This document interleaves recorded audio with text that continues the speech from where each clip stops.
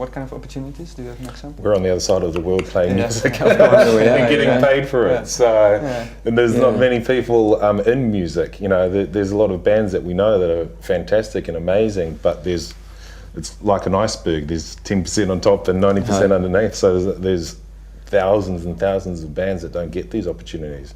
I've been lucky enough with these guys to be able to do it so far.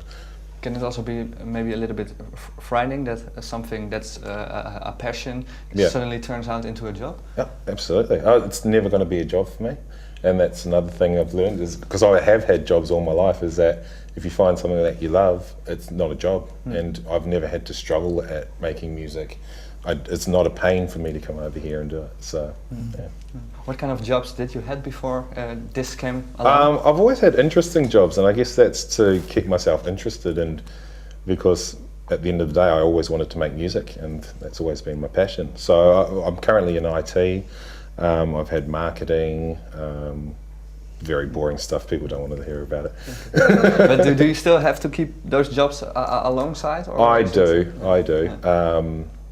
Yeah. But that's a choice of mine. I always like to keep busy as well. So I'm an IT consultant at the moment.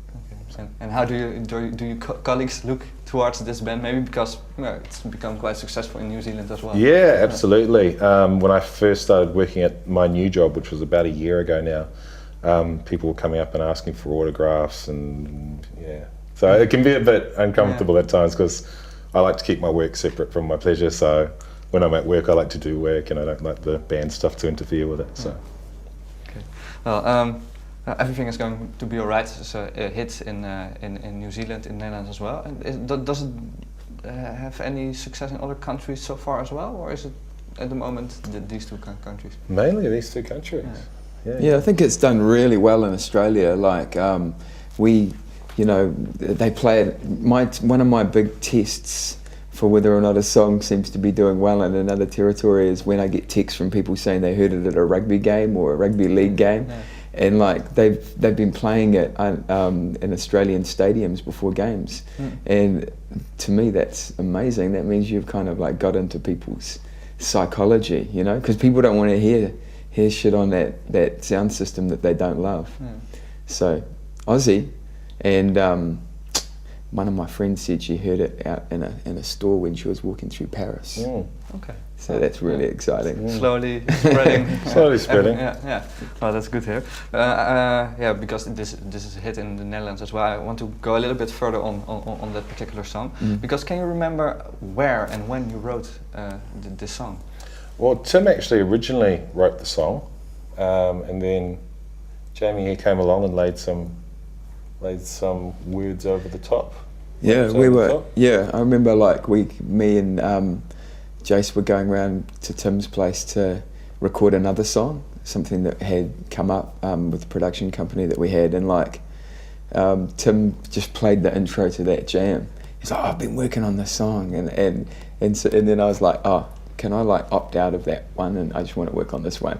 Closed the door and just fell in love with it. It was awesome. And did you immediately had an idea with it? Yeah. Immediately, I knew what I wanted to do. It was the chorus, the lyrical. Because I'm pretty lyrical. Like as far as how I approach songs first, you know, the beat is going to inform how I flow on it. But I really want to know the kaupapa or the meaning behind what I'm going to say, and that came from Tim, which is the chorus, which you know, and I just explained that in my own terms. Came out 20 minutes later and they had finished their song and I'd finished my part of that, and then we'd just take it to the studio and, you know, shine it up a little bit.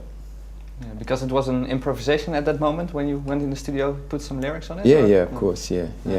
I mean, that's one of the best things about, for me as an MC with these guys, is that I get to basically just improvise everything, you know, just write on the spot or just spit what I'm feeling at the time, and there's not too much thought or hardcore kind of like, oh, what am I going to say that goes into it. It's just having fun, and that to me, that you come up with some of the most real and free lyrics. Have you ever changed that way of working, or is it always? No, it's somewhere where I've got to, through, you know, what we spoke about, some of the earlier stuff that I'd done, like getting to this point, I think it's freeing yourself. It really is. It's trusting yourself. And I've come to this place, and I've actually utilised it with the new solo stuff that I'm doing as well.